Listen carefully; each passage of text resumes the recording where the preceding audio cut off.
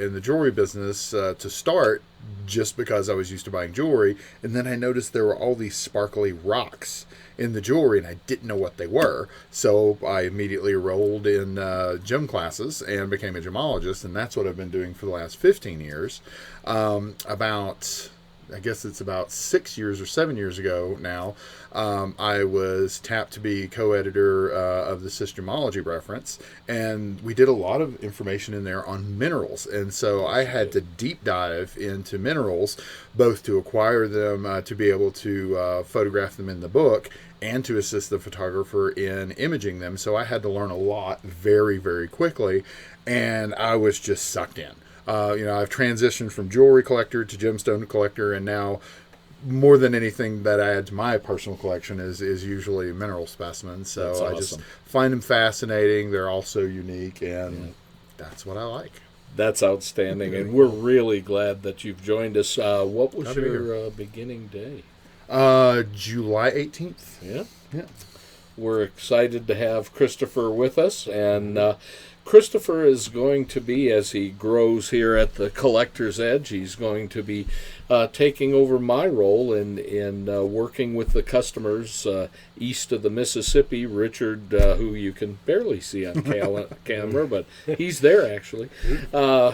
He handles our customers on the west side of the United States, but I'm going to be retiring here next April, and Christopher is going to be meeting all of our customers at shows like the upcoming Hard Rock Summit, and also joining me on my next road trip, which will occur in October, headed to the East Coast by way of Texas, as I usually do. And we'll have a great time, and we'll be introducing all of you one-on-one with Christopher as well. Very knowledgeable, very well-spoken, and I think you'll really enjoy meeting Christopher. I think he's a good addition to our team here at the Collector's Edge. Looking forward to it myself. Yep. So we've got a lot of things upcoming here in the near term. Christopher's seen us preparing lots and lots of minerals for the upcoming Hard Rock Summit, and we're going to give you just a tiny little fractional preview of a couple of the kinds of things that'll be down at the Hard Rock Summit by way of showing you 6 specimens that are available for sale on the show today. So we've got a big show, and so I'm glad everybody is tuned in once again to Minerals Live. And why don't we get started talking a little bit about Hard Rock Summit? Hard Rock Summit, for sure. So, there we go. Brand new show, brand new venue for minerals. And this is a really new concept. Chris Kyleman and his associates have developed this Hard Rock Summit concept. And one of the things over the next 5 years plus that they would like to do is to begin to consolidate some of the show activities that go on around the Denver show, make it more Munich style in its flavor, where you can see everything under one roof, not so many satellite shows. And so the roof that they're under is the Colorado Convention Center, which is right downtown in Denver, Colorado. It is a fantastic facility. It's absolutely beautiful and very modern. Lots of parking at the convention center and then also in the surrounding business areas, especially for weekend shows. I will say that's one of the things I'm really looking forward to. So my first Denver show was 2017, and I've been coming ever since. But the first time I got here, I want to see everything, but travel time, I don't want to lose that travel time in between shows. So I'm really looking forward to having more under one roof where we can spend more time looking at rocks and not at license plates. And Chris Kyleman, who you may know is the primary, his family was the group that turned the Munich Gem and Mineral Show into Europe's #1 Gem and Mineral Show. Chris is in this picture on the left, and Volter is on the right. They're co-founders of this. And they are coming up with all sorts of new, despite the COVID challenges, they have come up with all sorts of new things for this particular show. One of the things is they'd really like the Denver show to get an increasing international flavor. And I think with both of them having a lot of connections over in Europe, the Denver show's really going to grow dramatically when we can travel again and get dealers from Europe to attend our shows. They will fill the entire top floor of this convention center downtown with all sorts of mineral dealers that most of us in the U.S. have never met before, that are operating in Europe and Asia and other parts of the world that come to the Munich show. It's really going to change the face of the Denver Gem and Mineral Show. And this year, what's really interesting is they're consolidating not only the Denver Fine Mineral Show, which used to be at the Denver West Marriott on the far west side of the Denver area. Now that will be at the convention center. The traditional Denver Gem and Mineral Show that was always at the Merchandise Mart is consolidating down to the convention center. And for the first time ever, as far as I know, the AGTA, which is American Gem Trade Association, they are going to be set up in Denver, associated with the Hard Rock Summit. There's what they're calling the Evolution Show, which is the traditional rocks, minerals, fossils, jewelry show. And then there's a trade show. The AGTA is going to be at the Sparkle and Joy. Is that what it's called? Right. Yep. I didn't read that slide. Do you want to, since you're a gemologist, you want to talk a little bit about how important it is that Kyleman has been able to get the AGTA to come to Denver? It's a major step It really is. So typically, if you've been in Tucson, the AGTA show happens the week before the main Tucson Gem and Mineral Show. There's the AGTA, and then there's the GJX across the street. AGTA is almost completely gemstones. You'll find a few specimens scattered around through the GJX show, but predominantly this is faceted gemstone material, occasionally rough gemstone material, but gemstone material.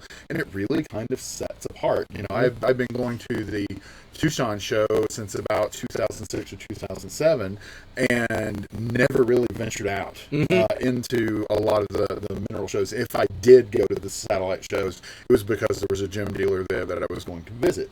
And again, the transition with me to a gemstone collector to a mineral collector was like very fast. I really loved it, and it just blows people away. Even people who've been dealing with this for years just really haven't seen the beauty of the natural crystals. So if you have somebody who's coming to the show and they're really into gems and minerals, make sure to take them to come see some beautiful mineral specimens as well, because they're really going to be amazed. But it's really important that you know they're getting this out, because again, even though footprint wise the AGTA and the GJX show are a very small part of the Tucson show, it represents a huge population of people that actually come in, which then go out to other shows. And there's a lot of education that comes in with AGTA. They're a really great organization for you know, people being forthcoming with disclosures on gemstone treatments, things like that. You know, the people in the AGTA are good, solid dealers that you want to deal with, and they often have many symposiums and talks. So I'm really looking forward to a lot of education coming there. So, you know, check it out, especially when they get to the point of starting to doing some talks. You're going to learn a lot about everything at the Denver show. It's just going to be a real big hub for education and learning too. So this first year at the Colorado Convention Center, you'll notice some of the advertising is a little bit confusing. What are the dates of the Hard Rock Summit? Well, because this year, and this year only, there are two separate venues for the Evolution show and for the Sparkle and Joy show, which is the AGTA show. The Evolution Show, which is your traditional retail rock, mineral, fossil, meteorite, gemstones, jewelry, that's at the Four Seasons Ballroom, which is one floor below the primary floor at the Colorado Convention Center. And that show's going to run September 16th through the 19th. So that's Thursday, Friday, Saturday, Sunday.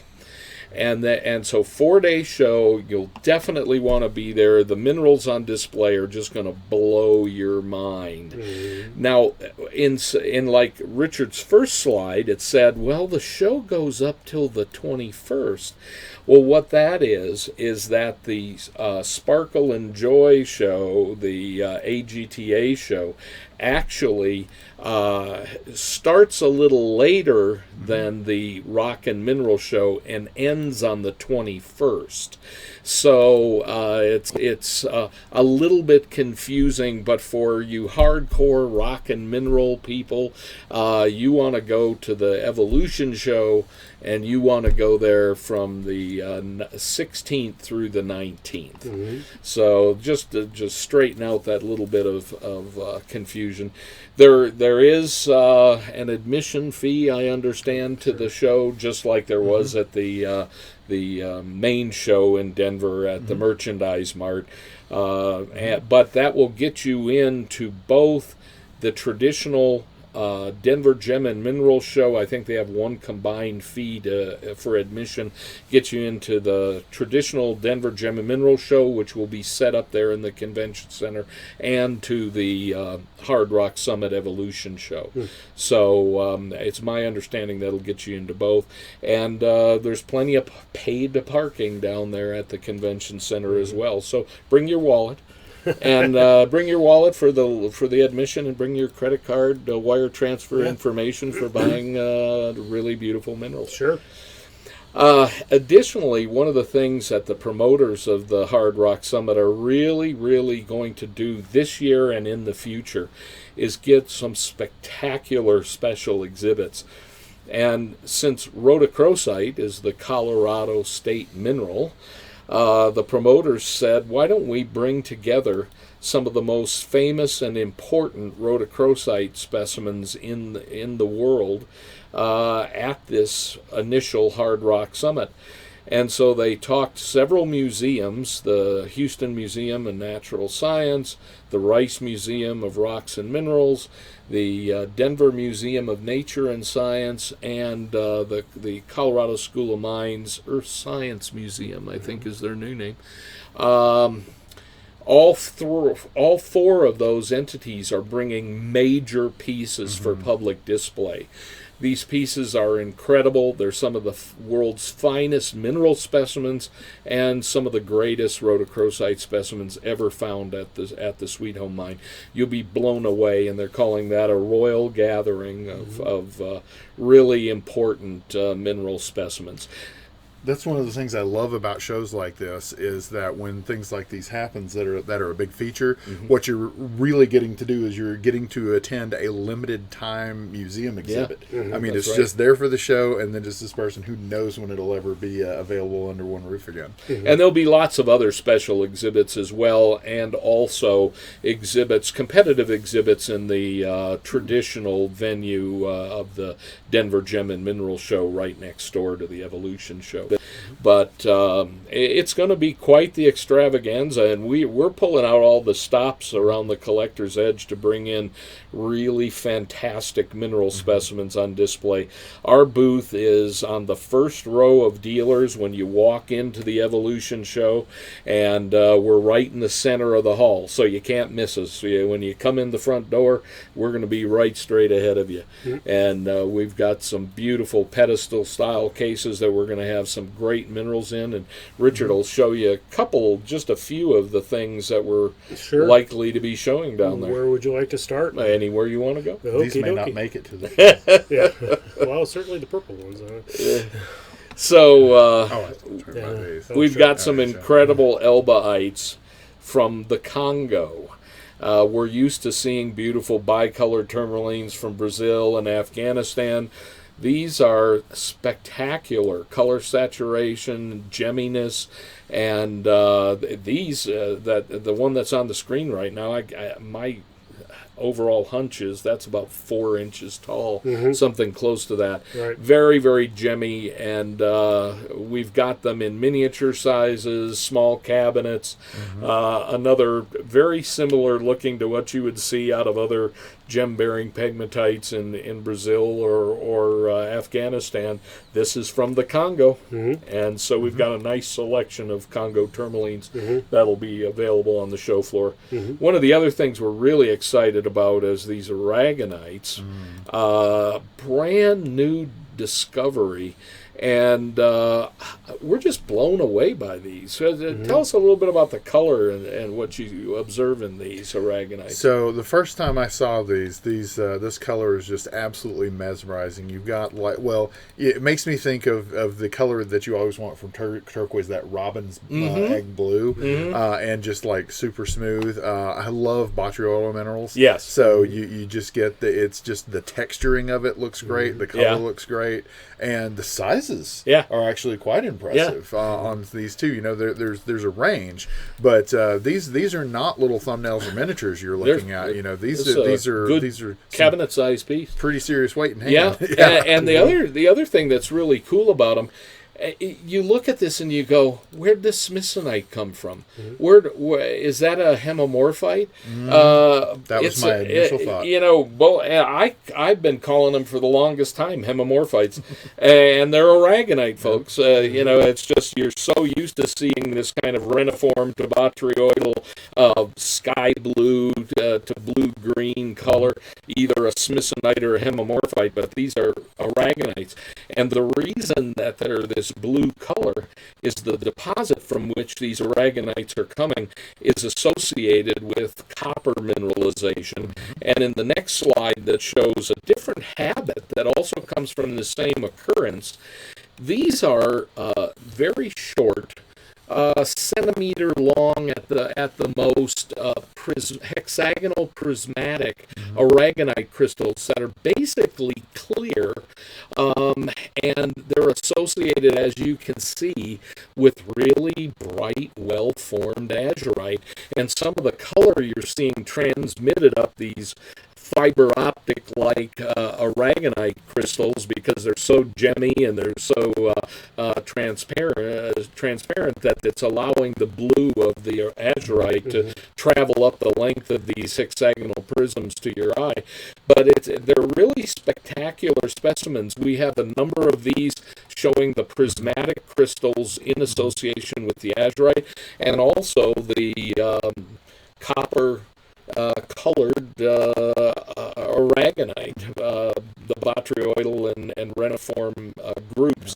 So these are just amazing specimens, and we've got probably the world's best selection of these, and you'll be blown away. These are one that stopped me in my tracks. So one of the ones that I always really geek out on is a specimen where you can see multiple geologic events have occurred, and it's like a snapshot of just a really cool show. You're looking at it and just trying to figure out when and where all this happened. I really, really love these. Very cool. We acquired, since the last time we saw most of you, we acquired a really nice collection.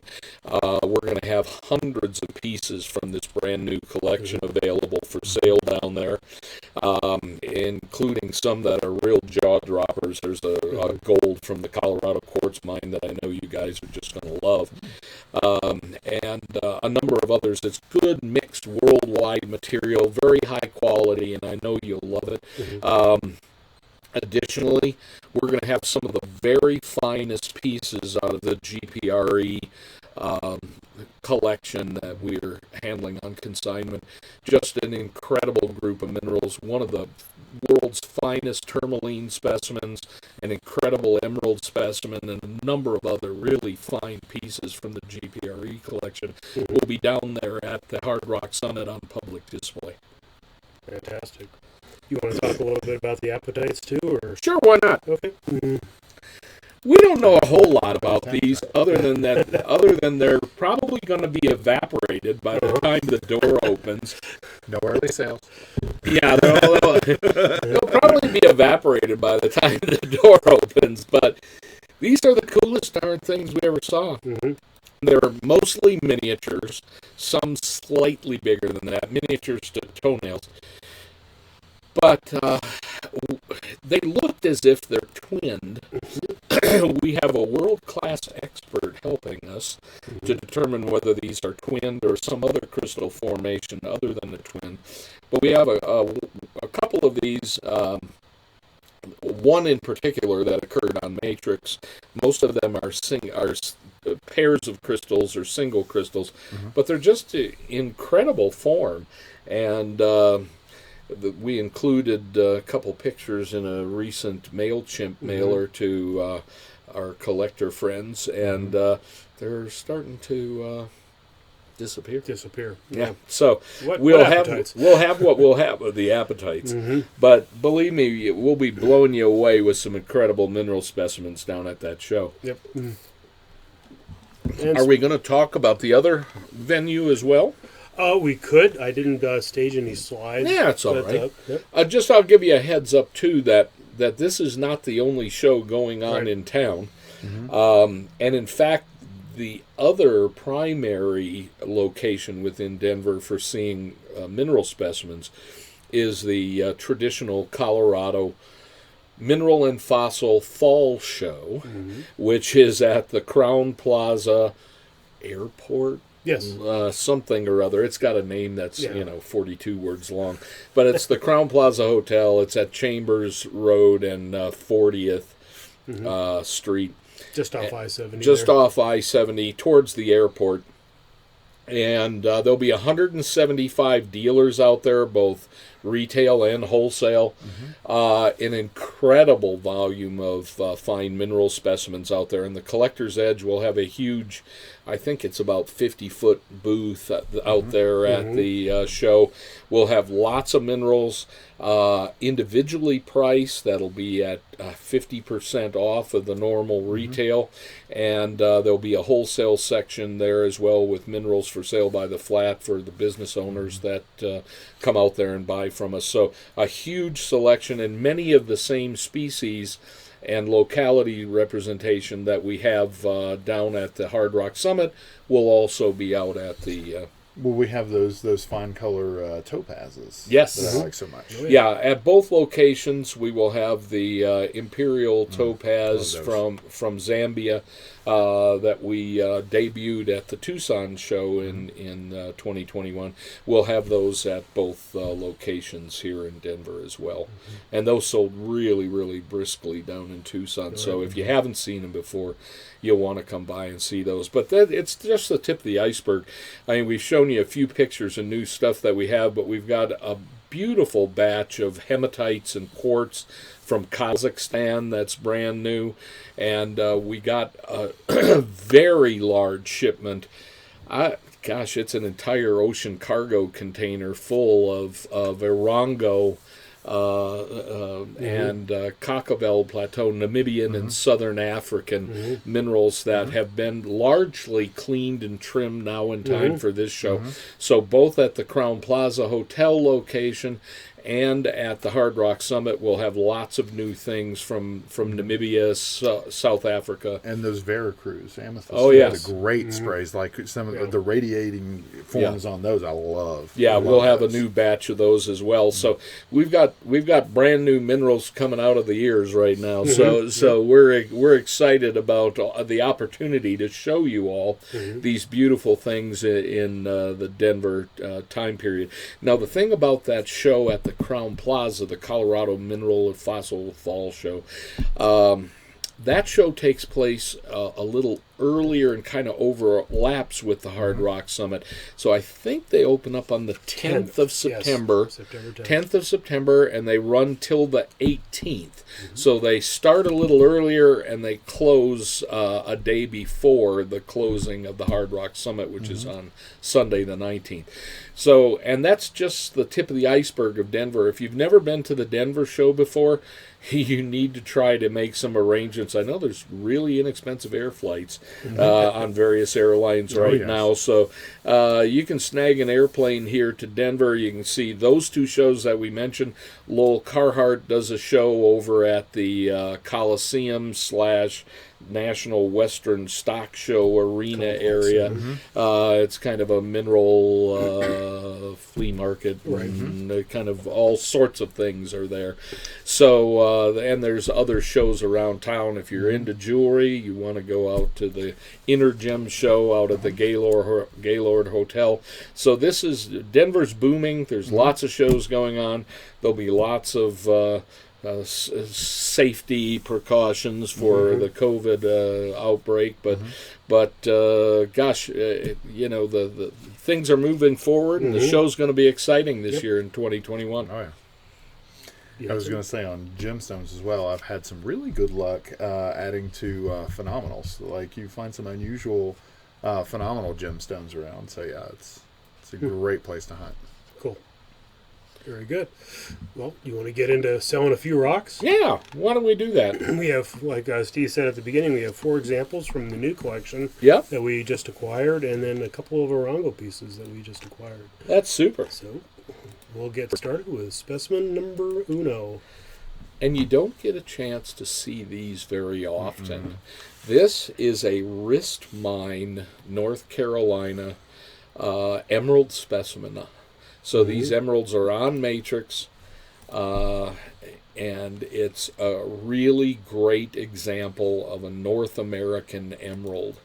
It's one of the classic locations. I think this is from Hiddenite area as well. Wrist mine. Yeah. Yep. So anyway, a classic North American specimen, very pretty.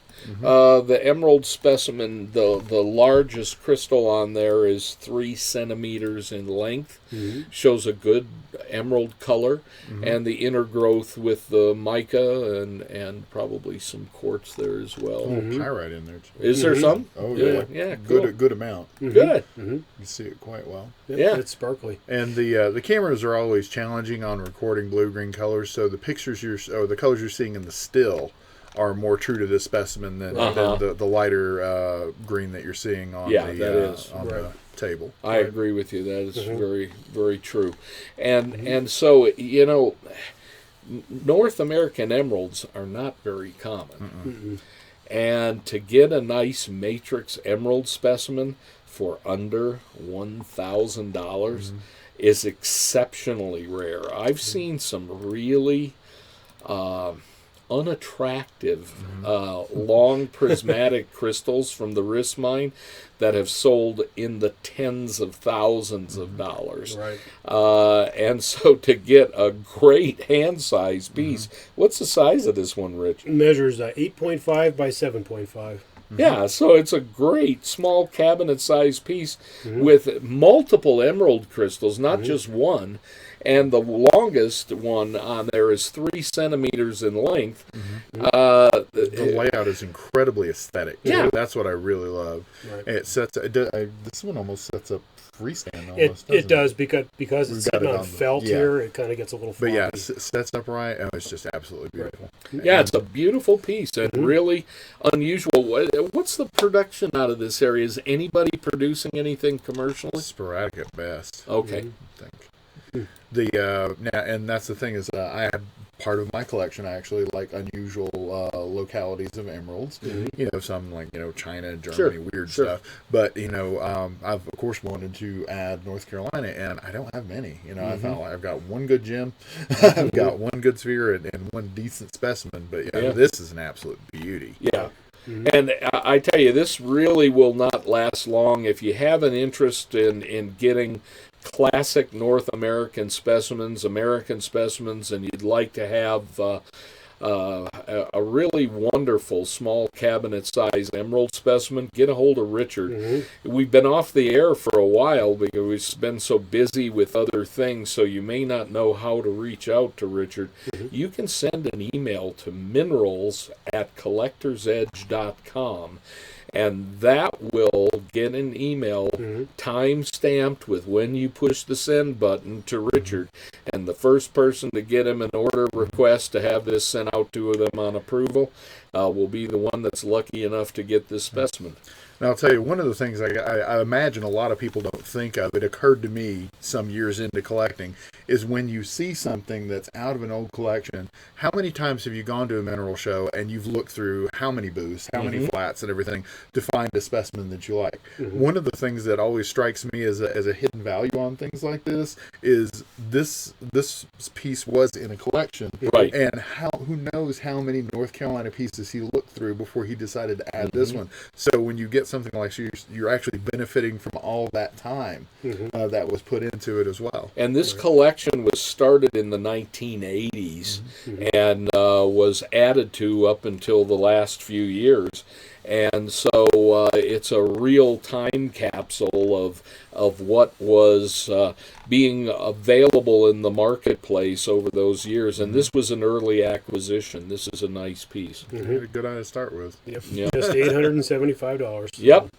That's a deal. Get a hold of Richard. Yep. Minerals@collectorsedge.com. Tell him you want that emerald specimen for only $875. Yep. And Richard is so nice that he packs and sends this on its way out to you at no shipping charges to you. That's right. So that's a deal. Free to look. Free to look. Anyway, moving on to specimen number 2. These are drying up too. Yes, they are. This is a cavinsite from the Wagkoli quarries in the Pune area, Maharashtra state in India. And this cavinsite is the color, as we all know that are really serious about mineral collecting, there's nothing as intense a vibrant blue as these cavinsite crystals. And there's multiple cavinsite radiating groups of cavinsite crystals in a kind of a ball-like structure, all natural, sitting on top of white stilbite crystals. So you got this beautiful color of the cavinsite contrasting nicely with a crystallized matrix of stilbite, white stilbite. Just a beautiful specimen. Again, this is out of the collection we recently acquired, and an incredible specimen, and another very good size and very good price piece. What's the size of this one, Rich? This one measures 6.5 by 6.5. So it's over a miniature size. It's a nice small cabinet size piece. And once again, you're looking at the still images much more true to yes, the it is. color Very in much hand so. with this piece as well. Yeah. Those blues and greens are always tricky. Yeah, they are. They are tough on cameras. Yep. Dioptase is almost impossible to get right. Yep. But this cavinsite is beautiful, in very good condition, nice aesthetics. If you don't own one and you've always admired the color of cavinsite, you should get a hold of Richard on this one. Minerals@collectorsedge.com. What are you giving this one away for today, Richard? This is a gift at $1,400. Yeah.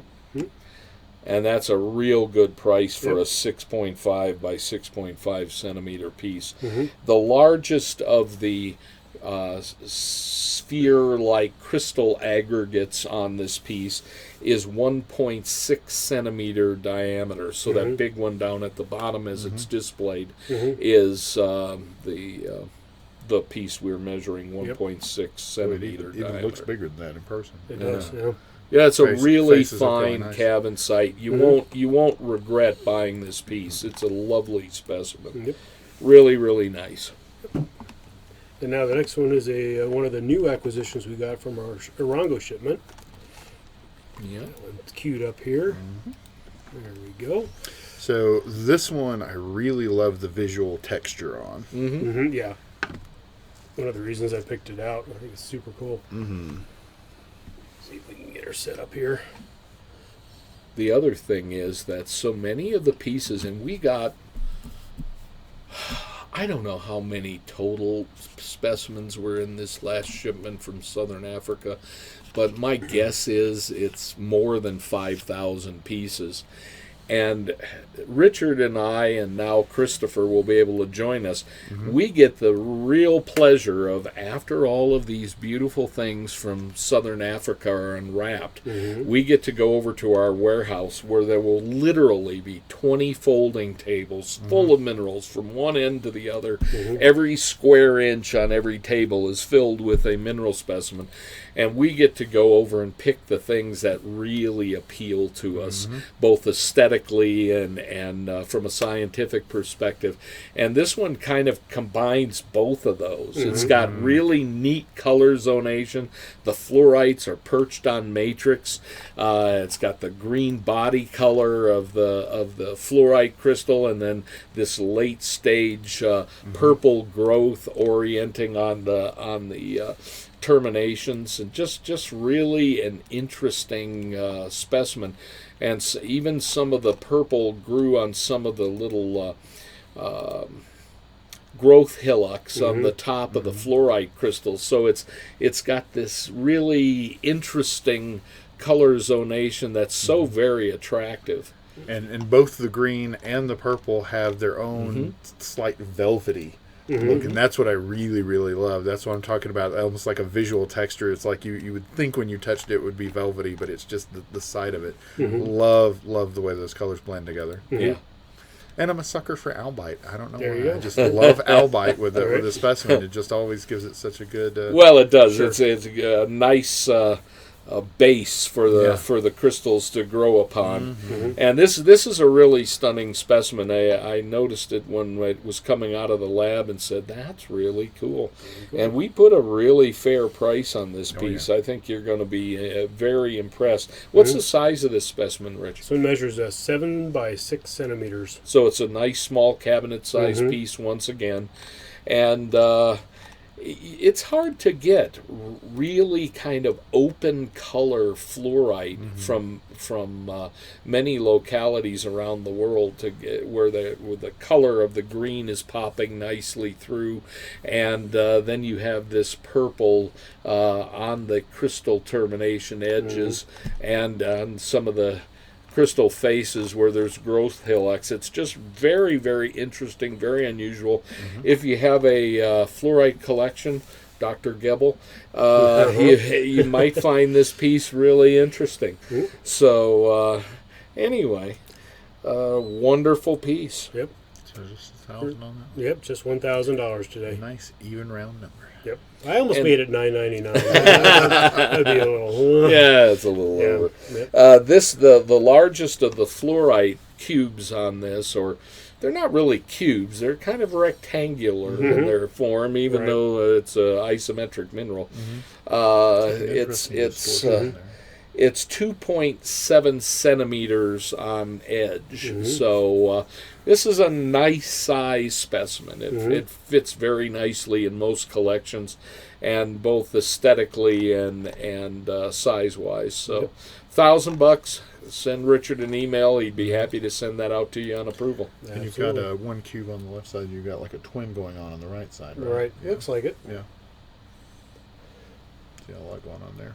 I don't think it's like a penetration twin like you get from the main one, but they're just a nice little cluster. Yeah. Cluster. Okay. It's a nice cluster of the fluorite Couldn't cube. quite tell there. Beautiful piece. Moving on to Chris's favorite. Well, Oh yes. thinks it's the best deal of the show. This is I think the best value. I'm a real sucker for specimens that look like something or just put me in mind of something else. And the barbell, the calcite it does barbell look like on a barbell. this just absolutely kills me. I love this piece. Or like they say sometimes, dumbbell. I wasn't going to go there, especially me saying it's sitting between you two. The dumbbell in this shot. No, that's so funny. This when I first saw this in the collection we just recently acquired, I said, that's the cutest darn little calcite perched up on a fluorite. So it's hard to tell when you first look at it, what's going on here. You've got a fluorite of purple color underneath, and this is Illinois. I'm assuming it's Denton mine, but I don't know that for sure. But it's... Yes. Is it Denton? Yep. Yeah, it's nice, deep purple fluorite. and this fragment section of a fluorite crystal had an overgrowth over top of the fluorite cube with calcite. But then you had this beautiful barbell-shaped calcite group forming on top, and it's just such a pretty calcite. So really what we're looking here, as I look at it a little bit more here, we're looking at a doubly terminated nailhead calcite, right? Yeah, I think so. Yeah, that's really cool. Yeah. And at one time, this was actually in the Martin Zinn collection. I'll be gosh darned. Yes. We do have an original Martin Zinn location. We have a label from Martin Zinn's collection. Yep. So there's quite a bit of provenance with this piece as well. I bet you if you picked this one up at a show, it was in the first few minutes. Yeah, no, it's a stunning calcite, and it's so funny. We have so many different collecting interests that watch us on Minerals Live. So this not only checks the bar off for calcite collectors and carbonate collectors, it checks the barbell. But it is so calcite, carbonate collectors, Illinois collectors. If you're a Star Wars fan, your TIE Fighter collection. It does look a bit like a TIE. It does look like a TIE Fighter. Yeah, that'll sell it. Yeah. So this would meet many collecting needs, and not only that, it's a box buster miniature. What's the size of this one? The specimen measures 6.5 by 6 centimeters. Yeah, so it's a little bit bigger than a miniature 5 by 5 is typically what we say. The calcite crystal group there, the main one, is 3.2 centimeters. So that's a nice, good-sized calcite there. And then the price is going to blow you away. Yep. This one's going to evaporate at $400. Yep. That one will be soon gone. Yep. Don't forget, be the first one to jump on it. Minerals@collectorsedge.com. Richard will be happy to wrap that up and send it out to you. Absolutely. And you'll be happy you asked for it. Yep. And you do get an original Martin Zinn collection label that piece. That's right. And we'll just segue right into specimen number 5. Yeah. I love this piece. Yeah, it's beautiful. This one's really fun. And the collection we acquired from Florida here recently had about 800 pieces in it.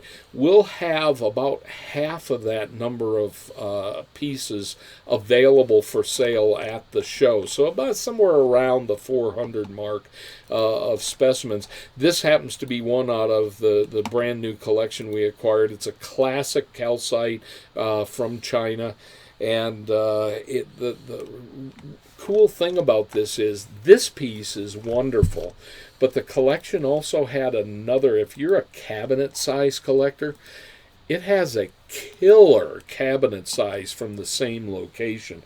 Is this Dai County? Yes. So Dai County in China. Yeah, Hubei province. Hubei province in China.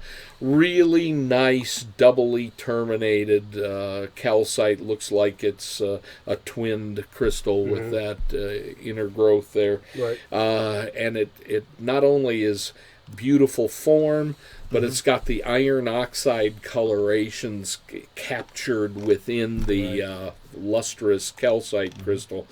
And then it's on... that's more or less a traditional dogtooth scalenahedral style crystal. Tiny football. But then you have all the really sharp dogtooth calcite from an earlier growth period upon which this one had grown. So, classic specimen from China. These came out, and honestly, this is as pretty as any I saw out of this deposit. It's really, really attractive. It's in great condition, highly lustrous.